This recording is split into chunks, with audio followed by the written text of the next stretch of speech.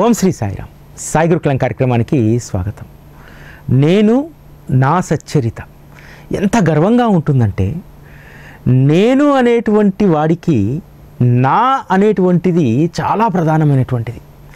ఈరోజు నా అనేటువంటి దాన్ని మనం ఎక్కడైనా దాని గురించి ఆశపడతామా? నా అనేటువంటిది ఏమీ ఉండదు కదా. ఈ ప్రపంచంలో నా ఉద్యోగం, నా చదువు, నా తల్లిదండ్రులు, నా భార్య బిడ్డలు, ఈ నా అనుకునేటువంటి వాళ్ళందరూ కూడా ఒక రుణానుబంధం చేత వచ్చినటువంటి అనుబంధాలే. ఇందులో బాధ్యతలు ఉంటాయి, కష్టాలు ఉంటాయి, వేదనలు ఉంటాయి, రకరకాలైనటువంటి యాతనలు ఉంటాయి. కానీ నేను నా సచ్చరితలో అసలు ఆ యాతనే ఉండదు. సచ్చరిత నా దగ్గరికి చేరిందే నాకున్నటువంటి యాతనలను, వెదలను, దుఃఖాలను తొలగించడానికి. శ్రీ సాయి సచ్చరితలో హేమాడ్ పంత్ చెప్పినట్టు గురు కథాశ్రవణం అనేటువంటిది చలివేంద్రం లాంటిది.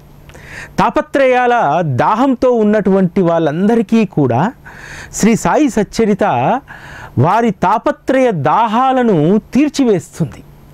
ఇక తాపత్రయాలనేటువంటివి మరలా ఉద్భవించకుండా శాశ్వతంగా తాపత్రయ దాహాలను అది తుంచివేస్తుంది. శ్రీ సాయి సచ్చరిత కేవలము జలపాతం మాత్రమే కాదు, చలివేంద్రం మాత్రమే కాదు. శ్రీ సాయి సచ్చరిత ఒక గొప్ప రక్షణ వలయం. మన జీవితంలో మనకు ఆటుపోట్లు వచ్చినప్పుడు మనం ఎటు కూడా పడిపోకుండా ఉండేలాగా అది మన పైన ఒక ఆరాలాగా పనిచేస్తుంది. ఆ రక్షణ కవచంలో మన జీవితము అత్యంత అద్భుతంగా ఉంటుంది. అందుకనే బాబా మార్గంలో ఉన్నటువంటి వారు సచ్చరిత సహచర్యం లేకుండా బాబా సాంగత్యాన్ని పరిపూర్ణంగా అనుభవించలేరు. ఎందుకంటే మన జీవితము మనం అనుకున్నంత సులభతరమైనటువంటిది కాదు, చాలా భయంకరమైనటువంటిది. మనం నడిచేటువంటి రహదారిలో ముసళ్ళు ఉంటాయి, తోడేళ్ళు ఉంటాయి, అన్ని రకాలైనటువంటి క్రూర జంతువులు ఉంటాయి. నాకు ఒక పెద్ద ఆయన ఒక విషయం చెప్పారు. దాదాపు 12 సంవత్సరాల క్రితం ఈ సాయి టీవీ ప్రస్థానంలో ఆయన కలిసినప్పుడు ఆయన చెప్పినటువంటి ఆ విషయము ఎప్పటికీ నాకు గుర్తుంటుంది. బాబా మార్గం గురించి ఎంతో అద్భుతంగా ఆయన వద్ద చెప్తున్నాను. ఆయనకు అపారమైనటువంటి అనుభవం ఉంది. కానీ తొలినాళ్ళలో కదా అత్యుత్సాహం ఉంటుంది. చాలామంది మనం కొంతమందిని చూస్తూ ఉంటాం, బాబా గురించి కొంత తెలియగానే అత్యుత్సాహంగా మాట్లాడుతూ ఉంటాం మనం. నా పరిస్థితి కూడా అత్యుత్సాహంగా మాట్లాడుతున్నప్పుడు ఒక మాట అన్నాను, నిజంగా బాబా మార్గంలో ఉన్నటువంటి వాళ్ళు అదృష్టవంతులండి, మంచి స్నేహితులు దొరుకుతారు ఇందులో, చక్కగా సాయి బంధువులు అందరూ కలిసి మీరు చక్కగా కార్యక్రమాలు చేస్తున్నారు అని అంటే ఒక మాట చెప్పాడు. ఒకటి గుర్తుపెట్టుకో మిత్రమా, నువ్వు ఒంటరిగా సాయి మార్గంలో నీకు నువ్వు ప్రయాణిస్తూ శ్రీ సాయి సచ్చరితను ప్రేమిస్తే సమస్యలు అనేటువంటివి ఉండవు. కానీ ఆ సమూహంతో పాటు పోవాలనుకున్నావో ఆ సమూహంలో తోడేళ్ళుంటాయి, నక్కలుంటాయి, ముసళ్ళుంటాయి. వాళ్ళందరూ చూడ్డానికి మళ్ళీ బాబా నామమే చెప్తారు, బాబా మార్గంలోనే ఉంటారు. కానీ వారిలో ఉన్నటువంటి అసలైనటువంటి బుద్ధి మారదు. కాబట్టి ఈ ముసళ్ళకు, తోడేళ్లకు, అవకాశవాదులకు నీ వల్ల ఏదో ప్రయోజనం పొందాలని, ఏదో గుర్తింపు పొందాలని తపతహపడుతుంటారే, అటువంటి వారి పట్ల చాలా జాగ్రత్తగా ఉండాలి. బాబా మార్గం అనేటువంటిది 1-to-1గానే ఉండాలి తప్ప ఈ సమూహాలు, గ్రూపులు, ఇందులో మళ్ళీ అనుబంధాలు ఇవేవి ఉండకూడదు అనేటువంటి వాస్తవం అని చెప్పాడు. అందుకనే సర్వసాధారణంగా ఈ 10 సంవత్సరాల్లో 99%, 1% ఎక్కడో పొరపాటు జరిగింది కూడా, 99% ఎవరితో అంటగాగకుండా, ఎవరితో అనుబంధాన్ని పెంచుకోకుండా కేవలం శ్రీ సాయి సచ్చరితతో అనుబంధం పెంచుకోవడం వల్ల నా జీవితం ఎంత ఆనందమయంగా, ఎంత తృప్తిగా ఉందనడానికి ప్రతిరోజు మీరు చూసేటువంటి సాయి గురుకులం ఒక నిదర్శనం. కాబట్టి సచ్చరిత సహచర్యం లేనటువంటి బాబా భక్తి మార్గము ఏమాత్రం కూడా అది శోభించదు. కేవలం భక్తికే పరిమితం అవుతారో వాళ్ళందరూ కూడా దేవుని గుమ్మం బయట ఉన్నటువంటి వారే. దేవుడి గుమ్మంలోకి రావాలంటే, దేవుడు మన హృదయ స్థానంలోకి రావాలంటే ఖచ్చితంగా చరిత్ర పారాయణ అవగాహన అనేటువంటిది చాలా ప్రధానమైనటువంటిది. మీరు చాలామందిని చూడండి, బాబాను అత్యధికంగా ప్రేమిస్తూ శ్రీ సాయి సచ్చరిత పట్ల తీరనటువంటి అభిమానాన్ని ఏర్పరచుకున్నటువంటి వారు ఎలా ఉంటారంటే, వారి మోములో ఒక కాంతి ఉంటుంది, వారి యొక్క వాక్కులో స్వచ్ఛత ఉంటుంది. చాలామంది దేవుణ్ణి ఆశ్రయిస్తారు కానీ మొహంలో ఎప్పుడూ ఒక ఆందోళన, చిత్రించుకోవడాలు ఇవన్నీ ఉన్నాయంటే వారు భగవంతుని సరిగ్గా అర్థం చేసుకున్నట్టు. ఎవరైతే పరిపూర్ణమైనటువంటి ఆనందంతో ఉంటారో, ఆ పరిపూర్ణమైనటువంటి ఆనందం ఎలా తెలుస్తుంది? మన మోములో తెలుస్తుంది, మన మాటలో తెలుస్తుంది, మన ప్రవర్తనలో తెలుస్తుంది, మన అంతరంగంలో మనకు తెలుస్తుంది. కాబట్టి సచ్చరిత వల్ల ఇన్ని ప్రయోజనాలు ఉన్నాయి. బాబా సచ్చరితకు సంబంధించినటువంటి రక్షణ ఎలా ఉంటుంది, రక్షణను మనం ఎలా పొందుతున్నాం? ఈరోజు సాయిని ఆశ్రయించడం వల్ల అనునిత్యము సాయి కథా శ్రవణం మననం ద్వారా మనము గొప్ప రక్షణను స్వాంతనను పొందుతున్నాం. ఇందుకు సంబంధించినటువంటి అద్భుతమైనటువంటి విషయాలు బాబా చెప్తాడు. మనకు మిరికర్ లీలకు సంబంధించి ద్వారకామయి గొప్పతనం గురించి బాబా చెప్తారు. ద్వారకామయి గొప్పతనం గురించి చెప్పినప్పుడు మనం దాన్ని చదివినప్పుడు మనకేమనిపిస్తుంది? అరే, ద్వారకామయిలో ప్రవేశించినటువంటి వారిని ఆ తల్లి రక్షిస్తుంది అని ఉంటుంది ప్రధానంగా అక్కడ.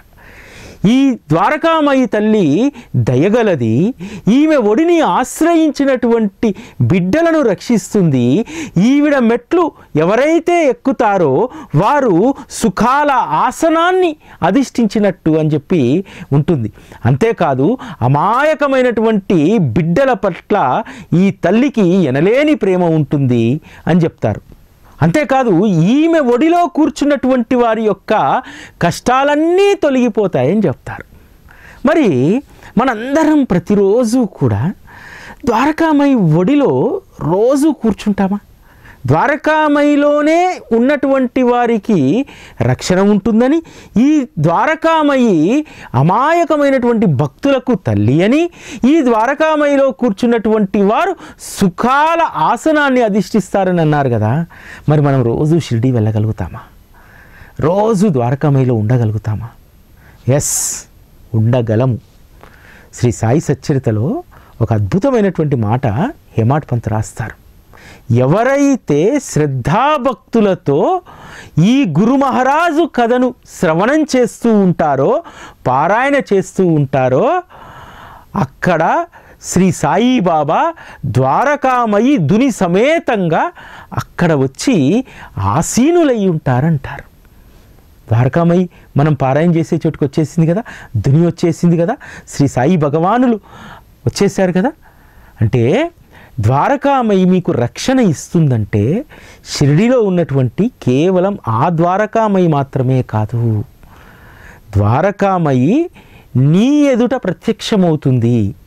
ఇక్కడ ఎంత అద్భుతమైనటువంటి విషయం అంటే, మనందరము కూడా భగవంతుడి యొక్క సాక్షాత్కారానికి సంబంధించి అనేక కథలు చదువుతాం. భగవంతుడు స్వర్గలోకం నుంచి ఈ లోకానికి తపస్సు చేస్తున్నటువంటి మునీశ్వరులకు ప్రత్యక్ష దర్శనాన్ని ఇచ్చేవారు. కానీ ఇక్కడ ఈ గురు మహారాజట ఆయన వెలిగించినటువంటి మహిమ కలిగినటువంటి దునితోటి, ఆయన నివాసం ఉన్నటువంటి ద్వారకామయి మాతతోటి మన ముందొచ్చి కూర్చుంటారట. ఇంతకంటే అభయం ఏమి కావాలి? ఆ రోజు భక్తులందరూ కూడా ద్వారకామయిలో గంటల తరబడి ఎందుకు కూర్చునేటువంటి వారు? భగవంతుడి యొక్క నివాసం కదా అది. భగవంతుడు నివసించేటువంటి చోటు శాంతిని, సౌఖ్యాన్ని, సుఖాన్ని ఇస్తుంది. మన అంతరంగంలో ఉన్నటువంటి అనేక దుర్లక్షణాలను, అవగుణాలను భగవంతుడి యొక్క నిలయంలో కూర్చున్నటువంటి వారికి తొలగింపజేస్తుంది. ఎందుకంటే భగవంతుడి యొక్క ఉచ్ఛ్వాస నిశ్వాసలను అక్కడ కూర్చున్నటువంటి వారందరూ కూడా అనుభవించేవారు. ద్వారకామయిలో కూర్చుంటే ఆనాటి భక్తులకు తనువు పులకరించిపోయేది. ఎందుకంటే అక్కడ కూర్చున్నటువంటి పరమాత్మ యొక్క ఉచ్ఛ్వాస నిశ్వాసలను అనుభవించారు. ఇప్పుడు చెప్తుంటేనే శరీరం రోమాంచితమవుతుందంటే ఆ రోజు భక్తుల పరిస్థితి ఏమిటో కదా. ఈరోజు మనమేం తక్కువ కాదు. మనం అనుకుంటాము దీక్షితు, కాకాసాహెబు, మహల్సా, బూటీ వీళ్ళందరూ కూడా బాబాతో పాటు ద్వారకామాయిలో కూర్చున్నారు, ఎంత అదృష్టవంతులని చెప్పి. కానీ మన అదృష్టం మనకు తెలియదు కదా. ఈరోజు మనం కూడా ఈ కార్యక్రమాన్ని వింటూ, ఈ కార్యక్రమాన్ని చెప్పుతున్నటువంటి నాకు, వింటున్న మీకు సాక్షాత్తు ఇప్పుడు మనం ద్వారకామాయిలోనే ఉన్నాం. సాయి టీవీ పాటలో కూడా మొదటి పాటలో రాసినటువంటి ఆబ్జెక్ట్ ఎందుకు సాయి టీవీ అంటే, ప్రతి ఇల్లు ద్వారకామయిగా వెలగాలని, ప్రతి ఇంటా ద్వారకామయి ప్రత్యక్షం కావాలని అనేటువంటి మాటలు అందులో బాబా రాయించుకున్నారు. ప్రతి ఇంటా ద్వారకామయి ఎలా కొలువవుతుంది? ఎక్కడైతే సచ్చరిత యొక్క మననం పారాయణ జరుగుతూ ఉందో అక్కడ ఖచ్చితంగా ద్వారకామయి ఉంటుంది. మన ఇల్లే ద్వారకామయి, మన ఇంటిని ద్వారకామయిగా మార్చుకునేటువంటి అవకాశం మన చేతిలోనే ఉంది. దాన్ని ఎంతమంది సద్వినియోగం చేసుకుంటున్నాం అనేటువంటిదే ముఖ్యం ఇక్కడ. నిజంగా బాబా ఎంత గొప్ప అనుగ్రహాన్ని, ఎంత తేలికైనటువంటి పరమార్థాన్ని మనకు బోధించారో సచ్చరిత ద్వారా. ద్వారకామయి గొప్పతనం చెప్పినప్పుడు అదేవిధంగా సచ్చరితలో నిదర్శనంగా హేమాడ్ పంత్ రాసినటువంటిది ఈరోజు మనందరము కూడా అనుభవిస్తూ ఉన్నాం. ఎవరైతే నిత్యము సచ్చరితను మననం చేస్తూ ఉంటారో, అది నీ ఆఫీస్ అయినా, నీ ఇల్లైనా, నువ్వు ప్రయాణించేటువంటి బస్సు అయినా, ఎక్కడైనా సరే నువ్వు సచ్చరిత గురించి మననం చేస్తుంటే, శ్రవణం చేస్తుంటే, పారాయణ చేస్తూ ఉంటే ఖచ్చితంగా ఆ ప్రాంగణమంతా కూడా ద్వారకామయిగా మారిపోతుంది. ఎందుకు బాబా ఆ మాట సచ్చరితలో రాయించారంటే, తన ప్రతి భక్తుడి ఇంట్లో తాను కొలువు కావాలనుకుంటున్నాడు. తన భక్తుడి యొక్క ఆవాసము తనదిగా మార్చుకోవాలనుకుంటున్నారు. అందుకనే కదా బాబా హేమాడ్ పంత్ ఇంటికి తను వస్తానని చెప్పి హోలీ పౌర్ణమి రోజు రాత్రి స్వప్న దర్శనమిచ్చి ఇంటికి వెళ్ళి హేమాడ్ పంత్ ఇంటిని ద్వారకామయిగా మార్చేశాడు. ఎందుకంటే హేమాడ్ పంత్ ద్వారకామయిలో కూర్చొని సచ్చరిత గ్రంథస్థం చేసేటువంటి అవకాశం లేదు. అక్కడ కూర్చుంటే అనేక మంది భక్తులు వస్తారు, మాట్లాడుతూ ఉంటారు. సచ్చరితకు సంబంధించినటువంటి, గురుకథకు సంబంధించినటువంటి చర్చలు జరుగుతాయి, లోకాభిరామాయణము జరుగుతుంది. అందుకనే నేను నీ ఇంటికి వచ్చి నివాసం ఉంటాను, ద్వారకామయి దుని సమేతంగా నేను వచ్చాను, ఇక సాగని నా కథామృతాన్ని అని చెప్పి బాబా అక్కడికి వెళ్ళి రాయించుకున్నారు కదా. హేమాడ్ పంత్ ఇటువంటి అద్భుతమైనటువంటి పదాలు రాయడానికి ఆయన నిదర్శనంగా అనుభవించినటువంటివి శ్రీ సాయి సచ్చరితలో వారు రాశారు. ఒక చోట రాస్తారు, శ్రీ సాయి బాబాకు ఏమి ఇష్టము అంటే ఆయన కథలు ఆయనకు వినిపించడం అంటే ఇష్టమట. మనం ఆయన కథలను ఎవరైతే పారాయణ చేస్తుంటారో ఆ పారాయణ చేసేటువంటి కథలను, లీలలను వినడం అంటే సాయికి అత్యంత ఇష్టము అని చెప్పి రాస్తారు. అంతే కదా, ఎందుకంటే ఉప్పొంగిపోతాడు. అరే వీడు ఎంతో పుణ్య పావనమైనటువంటి ఆ గ్రంథరాజ్యాన్ని ఏలుతున్నాడు. ఆ గ్రంథరాజ్యాన్ని ఏలుతున్నప్పుడు ఎవరికి ఆనందంగా ఉంటుంది? దానికి అధిపతి అయినటువంటి మూలమైనటువంటి శ్రీ సాయిబాబాకే కదా. అందువల్ల మనం సచ్చరితను పారాయణ చేస్తున్నప్పుడు, దాని గురించి మాట్లాడుకుంటున్నప్పుడు శ్రీ సాయిబాబా ఎంతో సంతోషిస్తాడు. ఆ సంతోషమే మనకు గొప్ప వరం. బాబా నుంచి ఏం వరం కోరుకోవాలని చెప్పి మనందరం అనుకుంటాం కదా. చాలామంది లౌకికపరమైనటువంటివి కోరుకుంటారు. కాస్త సచ్చరిత పట్ల పరిజ్ఞానం ఉన్నటువంటి వారు బాబా మోక్షాన్ని ప్రసాదించమని చెప్పి అడుగుతాం. కానీ అసలైనటువంటి వరం ఏమిటో తెలుసా? బాబా ఎప్పుడూ నా కంఠంలో నీ లీలల గానం జరగాలి, ఆ లీలల గానం జరుగుతున్నప్పుడు నువ్వు మురిసి ముద్దయిపోవాలి బాబా. ఈ కోరిక కోరుకోవాలి మనం. ఎందుకంటే బాబా సచ్చరితలో స్పృశించినటువంటి అంశం లేదు. మన స్థితి ఏమిటి అనేటువంటి సచ్చరిత తెలియజేస్తుంది. ఈరోజు లక్షలాది మంది బాబాను షిరిడీలో దర్శించుకుంటున్నారు, కోట్లాది మంది భక్తులు ఉన్నారు. ఈ భక్తులు అనేటువంటి వారిని ఒకే గాడికి మనం కట్టేయలేం అందరినీ. ఈ భక్తుల్లో అనేక పరిణితులు పొంది ఒక్కో మెట్టు ఎక్కి ఒక మంచి స్థాయికి చేరుకునేటువంటి వారు చాలా అరుదుగా ఉంటారు. ఎందుకంటే బాబా దగ్గరికి చాలామంది 180% మంది వచ్చేటువంటిది కోరికలతోటి. అందుకనే సచ్చరితలో నువ్వు దీక్షితులా ఉంటావా, మహల్సాలా ఉంటావా, లేక జమిలీలా ఉంటావా అని బాబా ప్రశ్న వేస్తాడు తెలుసా. జమిలీ కదా మీకు అందరికీ గుర్తుందా? జమిలీ ఏ ఆధారం లేనటువంటి ఒక స్త్రీ షిరిడీలో నివసిస్తూ ఉంటుంది. ఆవిడ తన బిడ్డ అయినటువంటి ఆమనిని ప్రతిరోజు బాబా దగ్గరికి పంపిస్తుంది. ఎందుకు పంపిస్తుందంటే అది చాలా చిన్న బుడ్డ పిల్ల. ఒకరోజు బాబా దగ్గరికి వచ్చి ఒడిలో ఆడుకుంటుంటే బాబా ₹1 ఇచ్చాడు. దాన్ని పట్టుకెళ్ళి తల్లికి ఇచ్చింది. తల్లికి ఇవ్వగానే తల్లికి ఏం ఆశ పుట్టింది, రోజు దీన్ని ద్వారకామాయికి పంపించాలి. పంపిస్తే బాబా ₹1 ఇస్తాడు. బాబా కూడా దాన్ని బాగా ముద్దు చేసి రోజు ₹1 ఇచ్చేటువంటి వారు. కానీ బాబా అంత అల్లారు ముద్దుగా తన కూతుర్ని చూస్తున్నాడు అనేటువంటి విషయాన్ని విస్మరించి జమిలీ ఏం చేసేదంటే ప్రతిరోజు కూడా ఎలానైనా బాబా దగ్గర నుంచి డబ్బు రాబట్టుకు రావాలని చెప్పి బిడ్డను తోలిచ్చేది. ఆ పిల్లకు ఏం అలవాటు అయిపోయిందంటే బాబా వెంటనే ₹1 ఇచ్చేయాలి. మొదటనేమో బాబా ఒడిలో బాగానే ఆడుకునేది, బాబాతో మంచిగా సఖ్యతతో ఉండేది, ఎంతసేపు అయినా ఎదురు చూసేది.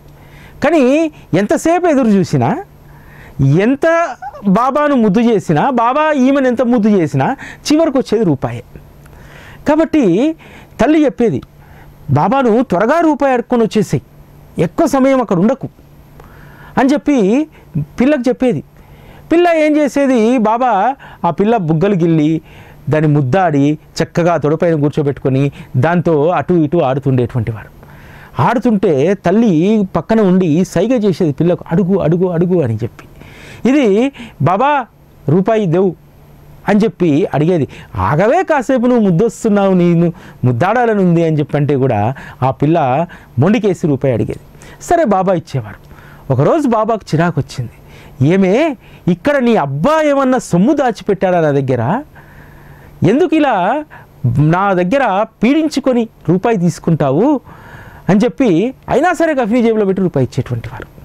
దీని అర్థం ఏమిటి, మనము బాబా ఒడికి చేరింది ఎందుకోసం, ఆయన్నేమో రుణానుబంధం చేత మనల్ని కాసేపు ముద్దు చేయాలనుకుంటాడు, బుగ్గలు గిల్లాలనుకుంటాడు, మనతో పరాచికాలు ఆడాలనుకుంటాడు.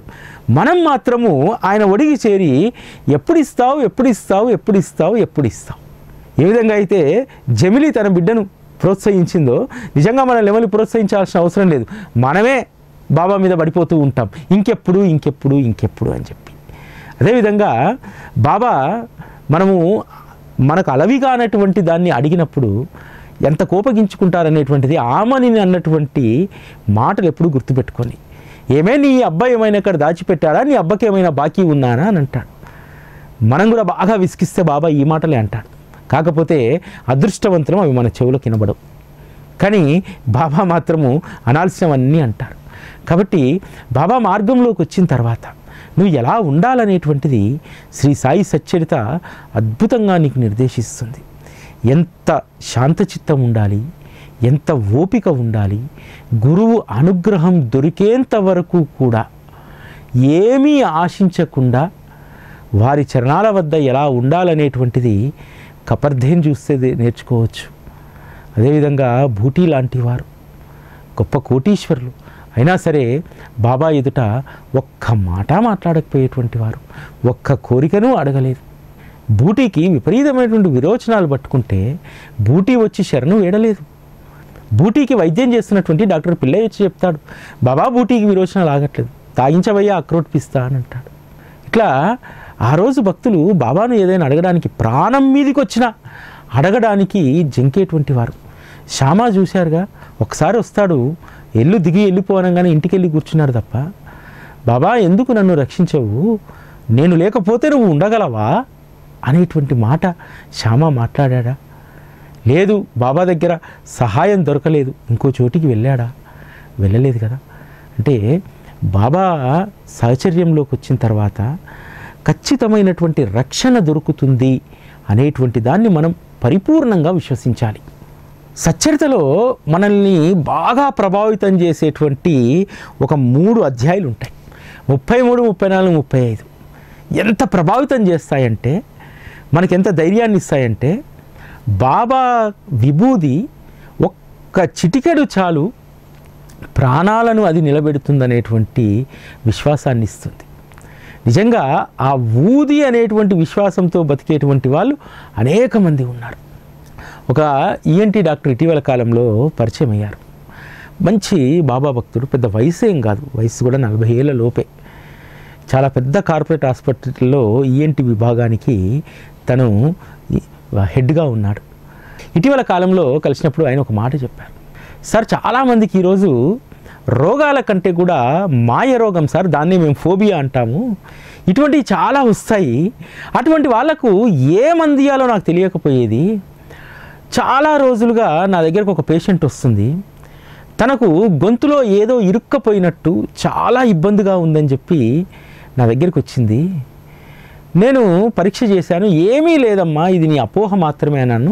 లేదు లేదు సార్, ఏదో ఇనుప పిన్నీస్ లాంటిది ఏదో అక్కడ ఉన్నట్టుంది అని చెప్పి అంటుంది. చాలా విసిగించింది. నువ్వు మళ్ళీ మళ్ళీ రావద్దమ్మా, కన్సల్టేషన్ ఫీజు వేస్ట్ అన్నా సరే తను వస్తూనే ఉంది. మా కుటుంబంలో 3 తరాలుగా డాక్టర్లు, మా తాతగారు కూడా ఈఎన్టీ స్పెషలిస్టే. ఒకరోజు డిన్నర్ చేస్తూ మా తాతగారిని అడిగాను, తాతగారు ఈ యొక్క పేషెంట్ చాలా ఇబ్బంది పెడుతుంది నన్ను, ఆమెకు స్కానింగ్ కూడా చేసి చూపెట్టాను, నమ్మట్లేదు, ఏం చేయాలి అని అడిగాను. రే, ఆవిడకి వచ్చింది మాయ రోగం రా, రోగం కాదు. ఒక పని చేయి, ఇక్కడ 2 విభూది పొట్లాలు ఉన్నాయి బాబాయ్, తీసుకెళ్ళి ఆవిడకి ఇచ్చేయి. అమ్మా, మీకు ఉన్నటువంటి సమస్యను తొలగాలంటే మందులతో కాదు, ఇగో ఈ ఊది చాలా పవిత్రమైనటువంటిది, ఈ ఊదిని సేవించమ్మా రోజు గ్లాసులో వేసుకొని అని చెప్పారు. అదృష్టవశాత్తు ఏంటంటే ఆవిడ కూడా బాబా భక్తురాలు. అమ్మ, ఇట్లా మా తాతగారు షిరిడీకి వెళ్ళారు, ఆయన చెప్పారు ఇదంతా కూడా మందులతో తగ్గేది కాదు, బాబా మందు ఒకటి ఉంది, అది ఇవ్వమని చెప్పారు, దీన్ని మీరు రోజు నీళ్ళల్లో వేసుకొని తాగండమ్మా అని. సరిగ్గా వారం రోజులకు మళ్ళీ వచ్చింది సార్ నా దగ్గరికి. సార్, మీరు అన్నట్టు నా గొంతులో సమస్య పోయింది సార్ అని. అంటే ఎంత విశ్వాసం అంటే ఊది పట్ల. ఆ 3 అధ్యాయాలు చదివినప్పుడు ఊది కేవలం రోగాలను మాత్రమే కాదు, స్థితిగతులను కూడా మారుస్తుంది. మనకు 33వ అధ్యాయంలో నారాయణ మోద్కర్ అనేటువంటి ఒక భక్తుడి ఉదంతం ఉంటుంది. అతను షిరిడీకి వస్తాడు. నాసిక్లో ఉండేటువంటి వారు, నాసిక్లో ఒకరింట్లో వంట మనిషిగా పనిచేస్తాడు. బాబా ఊదీని అనుగ్రహించి ఒక మాట చెప్తాడు, ఇక నుండి మనము ఎవరి వద్ద పని చేయాల్సిన అవసరం లేదు, మనమే ఇంకొకరికి పని కల్పిస్తాము, నువ్వే యజమానవుతాడు అని అంటారు. నారాయణ మోతి చాలా ఆశ్చర్యంగా చూస్తారు బాబాను. అరే, నేను యజమాని కావడం ఏంటి, వంట మనిషిని, ఆ జీతం వస్తేనే బ్రతికేది అని చెప్పి. కానీ కొద్ది రోజుల తర్వాత ఆనందాశ్రమం అనేటువంటి ఒక హోటల్ను నెలకొల్పుతాడు. 4 ఉపాధి కూడా కల్పిస్తాడు. హోటల్ బ్రహ్మాండంగా నడుస్తుంది. అప్పుడు తను అనుకుంటాడు, బాబా తనకు ఊదీని చేతిలో పోస్తూ ఇచ్చినటువంటి మాట, మనం ఎవరి దగ్గర ఇక పని చేయాల్సిన అవసరం లేదు, మనము మరొకరికి పని ఇచ్చేటువంటి స్థితికి మనం వెళ్తామన్నాడు. అది బాగా గుర్తుపెట్టుకుంటాడు. అంటే ఊది యొక్క మహిమ ఎంత గొప్పదో చూడండి. ఆ ఊది మహిమ అతనిలో ఎంత కాన్ఫిడెన్స్ని ఇచ్చిందంటే, తన మిత్రుడు ఒకరికి తేలుగరుస్తుంది. తేలుగరిచి విపరీతమైనటువంటి మంట. కానీ ఆ బాబా ఊది పెడితే ఆ మంట తగ్గుతుందనేటువంటి నమ్మకం నారాయణమూర్తికి ఉంది. కానీ ఏం జరిగింది, ఇంట్లో ఊది లేదు, షిరిడి నుంచి తెచ్చినటువంటి ఊది లేదు. ఏం చేశాడు, బాబా ముందు అగరుబత్తులు వెలిగించి దాని నుంచి వచ్చినటువంటి విభూదిని చేతిలో పట్టుకొని బాబా నామస్మరణ చేసి తేలుగుట్టినటువంటి చోట రాశాడు. వెంటనే నొప్పి మాయమైపోయింది కదా. ఊది మహిమకు ఇంకొక పరాకాష్ట ఏమిటంటే, ఐరోపా బాలికకు జ్వరం వస్తే ఆ జ్వరం తగ్గడానికి ఊది కోసం నానాసాహెబ్ ఇంటికి వస్తారు. కానీ అక్కడ నానాసాహెబ్ ఉండరు, కళ్యాణ్ రైల్వే స్టేషన్లో ఉన్నారు వేరే దగ్గరికి వెళ్ళడానికి అని చెప్పి వెళ్ళి అక్కడికి వెళ్ళి నానాసాహెబ్ నడితే నానాసాహెబ్ దగ్గర ఊది లేదు. ఏం చేశాడు, రైల్వే స్టేషన్లో మట్టిని తీసి పైన రాళ్ళను ఏరి ఆ మట్టిని పట్టుకొని బాబా నామస్మరణ చేసి భార్య నుదుటిన ఆ మట్టి బొట్టును పెడితే అక్కడ ఉన్నటువంటి ఆ బాలికకు, ఇరానీ బాలికకు జ్వరం తగ్గడం ప్రారంభమైంది. అంటే ఊది ద్వారా మీకు ఎంత రక్షణ ఉంటుంది. ఒక్క ఊదిని మనం విశ్వసిస్తే. ఎందుకంటే అనేక మంది మహాత్ముల దగ్గరికి వెళ్ళినప్పుడు వారు భక్తులకు అనేక రకాలైన వస్తువులను అనుగ్రహిస్తారు.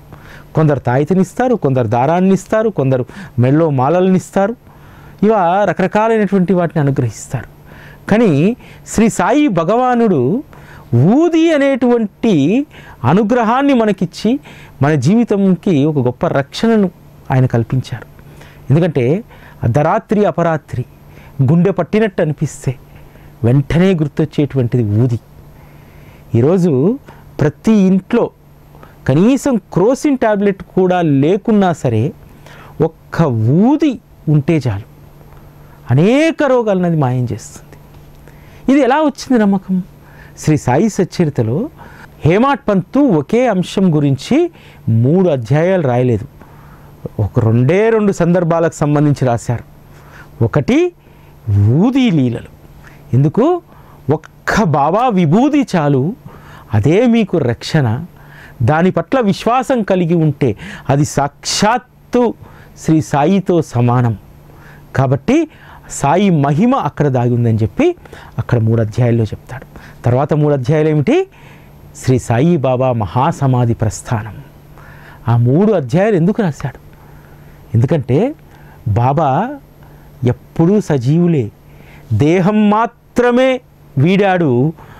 కాబట్టి బాబా ఎప్పుడూ కూడా సజీవంగా ఉంటాడు. బాబా శరీర అనంతరం కూడా, సమాధి అనంతరం కూడా ఎంత జాగృతతో తన భక్తుల పట్ల ఉంటారనేటువంటి కాన్ఫిడెన్స్ని మనకి ఇవ్వడానికి అక్కడ 3 అధ్యాయాలు రాస్తారు. ఊదికి సంబంధించినటువంటి 3 అధ్యాయాలు, మహాసమాధికి సంబంధించినటువంటి 3 అధ్యాయాలు. ఇవే భక్తుడిని నిలబెట్టేటివి, భక్తుడికి ఆత్మవిశ్వాసాన్ని ఇచ్చేవి. సాయి సజీవుడని చెప్పి నిరూపించడానికి ఈ 6 అధ్యాయాలే మనకు నిదర్శనం.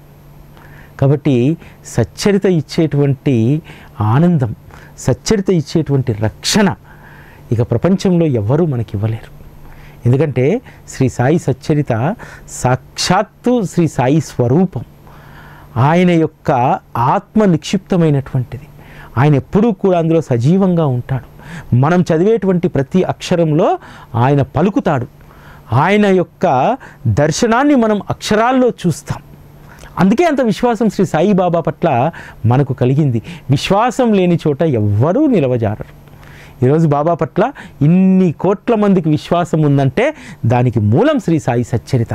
శ్రీ సాయి సచ్చరితకు కృతజ్ఞత తెలియజేసుకునేటువంటి అవకాశాన్ని కూడా వినియోగించుకోలేనటువంటి వాళ్ళు చాలామంది ఉన్నారు.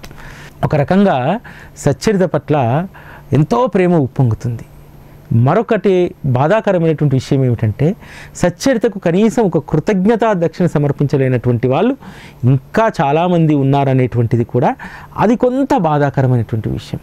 ఏది ఏమైనప్పటికీ ఫైనల్గా మీరు నేను ఆనందాన్ని శ్రీ సాయి సచ్చరిత ద్వారా పంచుకుంటున్నామా లేదా అనేటువంటిదే అంతిమంగా నేను చూస్తాను. కాకపోతే ఏంటంటే శ్రీ సాయి సచ్చరిత మొత్తము, సాయి తత్వం మొత్తం చెప్పేది ఏమిటో తెలుసా?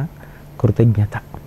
ఆ కృతజ్ఞత లేకపోతే నువ్వు ఎన్నిసార్లు పారాయణ చేసినా, ఎన్ని షిరిడీ యాత్రలు చేసినా కృతజ్ఞత లేనటువంటి జీవితం ఏ రోజు కూడా శోభించదు. కాబట్టి బాబా భక్తులుగా మన జీవితాలను శోభింపజేసుకునేటువంటి పని చేద్దాం.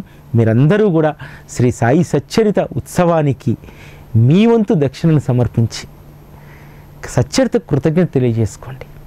ఇది ఈరోజు సాయి గురుకులం. మళ్ళీ రేపటి కార్యక్రమంలో కలుసుకుందాం. అప్పటి వరకు సెలవు. నమస్కారం.